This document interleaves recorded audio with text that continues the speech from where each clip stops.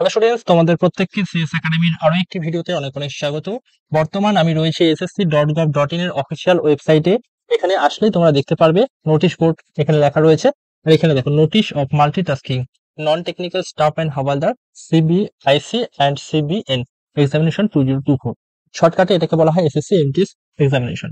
তো এখানে যদি তোমরা ক্লিক করো, ঠিক আছে, এই পিডিএফটি সরাসরি ওপেন হয়ে আসবে। এই পিডিএফটিতে অনেক কিছু জিনিস দেওয়া রয়েছে, কিছু নেসেসারি আর কিছু আননেসেসারি। তো নেসেসারি কি কি জিনিস রয়েছে সেগুলি আজকের এই ভিডিওটিতে তোমাদেরকে আমি খুব স্পষ্টভাবে জানিয়ে দেবো। সুতরাং অবশ্যই এই ভিডিওটিকে তোমরা প্রত্যেকে প্রথম থেকে শেষ পর্যন্ত দেখতে থাকো। আর এর সঙ্গে বলে রাখছি, যারা এখনো পর্যন্ত আমাদের চ্যানেলটিকে সাবস্ক্রাইব করোনি অবশ্যই সাবস্ক্রাইব করে দিও এবং বন্ধুদের মধ্যে একটু শেয়ার করে দিও। এখানে আমরা দেখতে পাচ্ছি multitasking non technical staff and havaldar CBIC and CBN examination 2024। ঠিক আছে, তো প্রথমে আমরা দেখে নেব কবে থেকে কবে পর্যন্ত আমরা ফর্ম ফিল আপ করতে পারবো। ফর্ম ফিল আপের ডেট দেখো, 27/6/2024 থেকে 31/7/2024 পর্যন্ত, অর্থাৎ ইটস অ্যাবাউট 31 ডে প্লাস কিন্তু আমরা সময় কিন্তু এখানে পাচ্ছি ফর্ম ফিল আপের জন্য।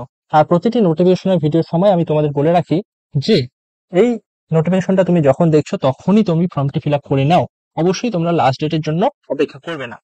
এবার দেখো পরীক্ষা কবে হবে। তো পরীক্ষা তোমরা এখানে দেখতে পাচ্ছ, শিডিউল অফ সিডিই অর্থাৎ কম্পিউটার বেসড এক্সামিনেশন। এই পরীক্ষাটি হবে অক্টোবর-নভেম্বর 2024। মনে রাখবে, আমাদের রাজ্য পুলিশের পরীক্ষা বা রাজ্যের যে কোনো পরীক্ষার মতো এখানে দুর্নীতি হয় না, আর অত্যন্ত বেশি সময় সাপেক্ষ কিন্তু এই পরীক্ষাগুলি নয়। তোমাদের পরীক্ষার যে ডেট বলবে তার একটু আগে পিছের মধ্যে পরীক্ষাগুলি হয়ে যায়। এবার চলো আমরা ভ্যাকেন্সি কত রয়েছে এইসব কিছু আমরা দেখে নিচ্ছি। তো ভ্যাকেন্সি পার্টিতে আমরা চলে আসছি। এখানে আমরা দেখতে পাচ্ছি এমটিএস আর হাওয়ালদার এই দুটি পোস্টে কিন্তু রয়েছে। এমটিএস মানে মাল্টিটাস্কিং স্টাফ, আর হাওয়ালদার মানে তোমাদের হাওয়ালদার। এই হাওয়ালদার হচ্ছে সিবিআইসি এন্ড সিবিএন এই ডিপার্টমেন্টে কিন্তু হাওয়ালদার পোস্টে নিয়োগ হবে। তো এমটিএস এর জন্য তোমাদের ভ্যাকেন্সি রয়েছে 4887টি, আর হাওয়ালদার পোস্টের জন্য ভ্যাকেন্সি রয়েছে 3439টি। ঠিক আছে, এখানে আমি তোমাদের বলে রাখছি ইনফরমেশনের জন্য, মেল আর ফিমেল দুজনে কিন্তু অ্যাপ্লাই করতে পারবে, ছেলে বা মেয়ে উভয়ই তোমরা এখানে আবেদন করতে পারবে। আর আবেদনের জন্য তোমাদের যে সাইটে যেতে হবে সেটা আমি তোমাদের বলে দিচ্ছি, https://ssc.gov.in। এই সাইটে গিয়ে কিন্তু তোমাদের প্রথমে রেজিস্ট্রেশন করতে হবে, তারপর তোমরা আবেদন করতে পারবে। আর এখানেও এসসি, এসটি এবং ওবিসি দের রিজার্ভেশন কিন্তু রয়েছে। এবার তোমরা এখানে দেখতে পাচ্ছ ন্যাশনালিটি, তো সিটিজেন অফ ইন্ডিয়া, আর এর সাবজেক্ট অফ নেপাল, এর সাবজেক্ট অফ ভুটান। তো এই দুটো পার্ট আমি বাদ দিচ্ছি, আমি তোমাদেরকে প্রত্যেককেই ইন্ডিয়ান সিটিজেন হিসাবে রিকগনাইজ করছি। ঠিক আছে, এবার দেখো এজ লিমিটের ব্যাপারটা। এজ লিমিটের বিষয়টা তোমরা একটু এখানে দেখে নেবে। আর যে মেন জিনিসটা আমাদের জানতে হয় এজ লিমিটের ক্ষেত্রে সেটা হচ্ছে এই পার্টটা। দেখো 611, তো এখানে বলেছে 18 থেকে 25 বছর, 18 থেকে 25 বছর পর্যন্ত হতে হবে, আর এজটা তোমাদের কাউন্ট হবে এই অনুযায়ী। ঠিক আছে, এই ডেটটা একটু তোমরা দেখে নাও। আর 18 থেকে 27 বছর পর্যন্ত, এই 18 থেকে 25 বছর পর্যন্ত ফর এমটিএস। এমটিএস এর পোস্টের জন্য 18 থেকে 25 বছর, আর 18 থেকে 27 বছর পর্যন্ত তোমাদের এই হাওয়ালদার যে পোস্টটা রয়েছে এটার জন্য কিন্তু এজ লিমিট বলেছে।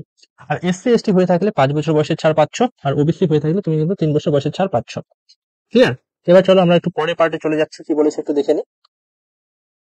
Essential educational qualification as on 1/8/2024। ঠিক আছে, কি এডুকেশনাল কোয়ালিফিকেশন তোমাদের এসেনশিয়াল অত্যন্ত প্রয়োজনীয় সেটা আমাদের এখানে বলেছে।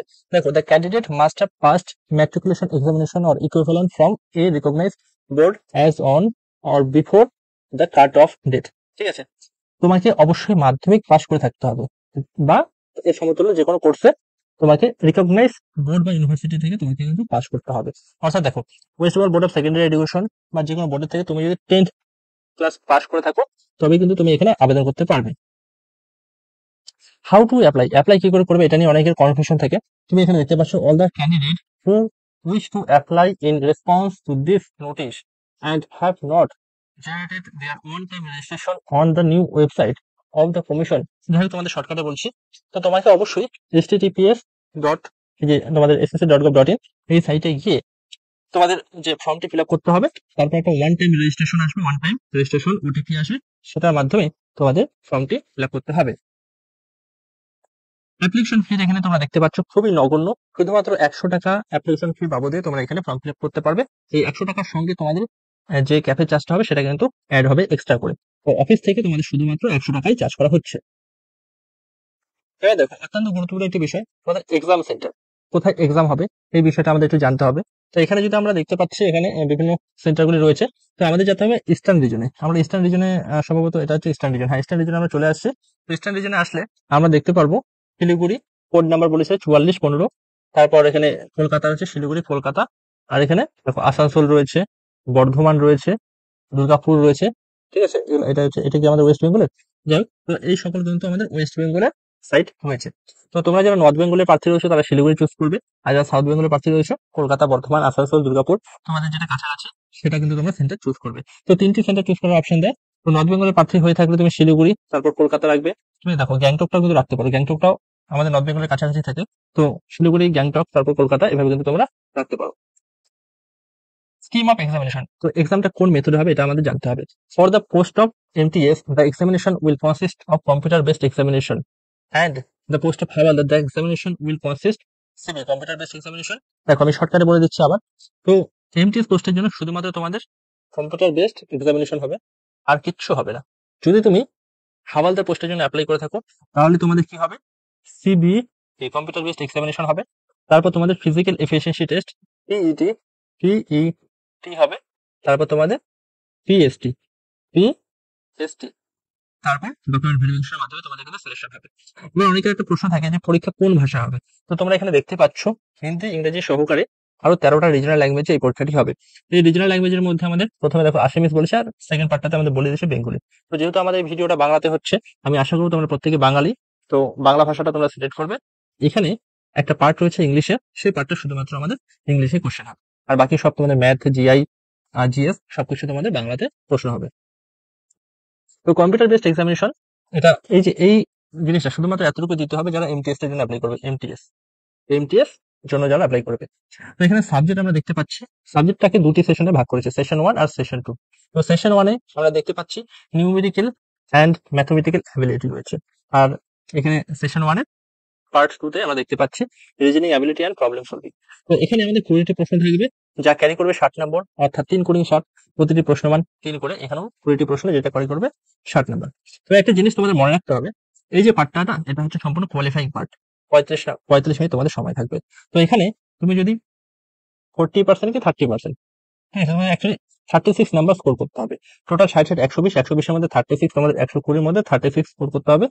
এটা তোমরা পার্সেন্টেজ বের করে নাও, 0 কেটে যাচ্ছে, 3 12 36, 330, অর্থাৎ 30%।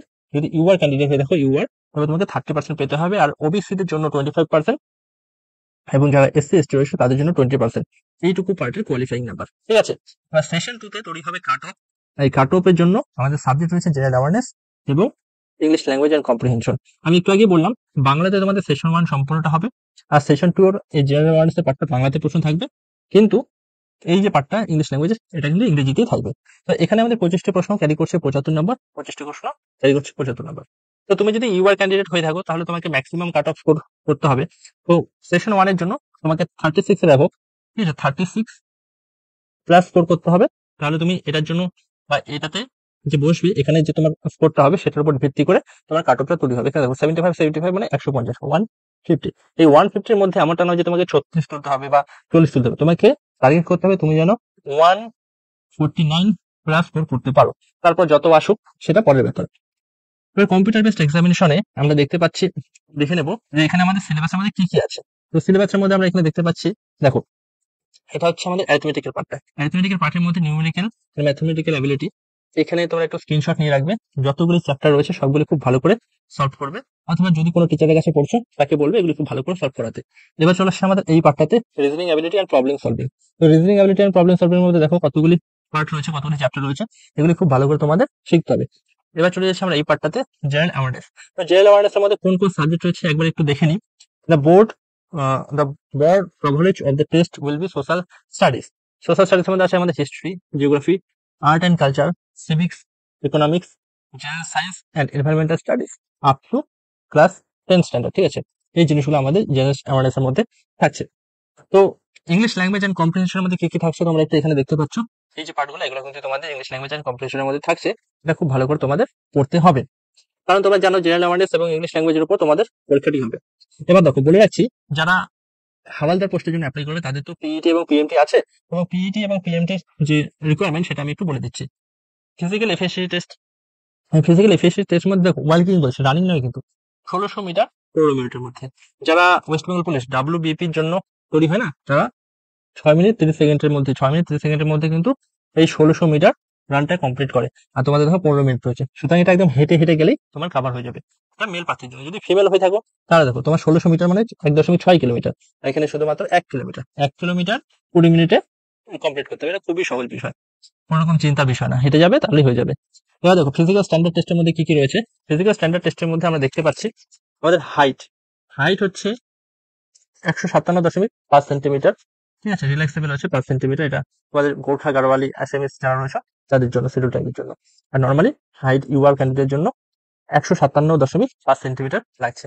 আর চেস্ট 81 সেন্টিমিটার, আর এখানে তোমাদের fully expended with minimum 5 centimetre, মানে 81 সেন্টিমিটার 86 সেন্টিমিটার ফুলিয়ে, আর না ফুলিয়ে হচ্ছে 81 সেন্টিমিটার চেস্ট লাগবে।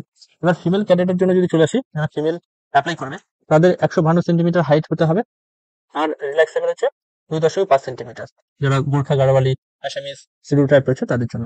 আর ওজন কি বলেছে দেখো, এখানে কিন্তু ওজনটা আমাদের বলে দিয়েছে। ওজন 48 কেজি হতে হবে, মিনিমাম 48 কেজি হতে হবে, আর 2 কেজি রিল্যাক্সেবল, মানে 48 থেকে মাইনাস করো তো 46 কেজি যদি হয় শিডিউল ট্রাইব গোর্খা গাড়োয়ালি আসামিস, তাহলে তারাও এখানে এলিজিবল হবে। এবার দেখো PET physical efficiency test, physical standard test will be conducted by CBIC and CBN, ঠিক আছে। এই যে ডিপার্টমেন্ট রয়েছে এই ডিপার্টমেন্ট কিন্তু ফিজিক্যাল রিকোয়ারমেন্ট গুলো কন্ডাক্ট করাবে। ভিডিওটিতে একটু লাইক করে দাও, আর যতটুকু ইম্পর্টেন্ট জিনিস তোমাদের প্রোভাইড করার প্রয়োজন ছিল সবকিছু আমি তোমাদের এই ভিডিওটির মাধ্যমে প্রোভাইড করে দিলাম। আর এই পিডিএফটি তোমাদের হোয়াটসঅ্যাপ গ্রুপের মধ্যে আমি পাঠিয়ে দেবো। তথাপি বলে রাখছি এটা পড়ার কোনো রকম আর প্রয়োজন পড়বে না, কারণ আমি সবকিছু এই ভিডিওটিতে তোমাদেরকে জানিয়ে দিয়েছি। আপনারা thanks for watching, have a good day.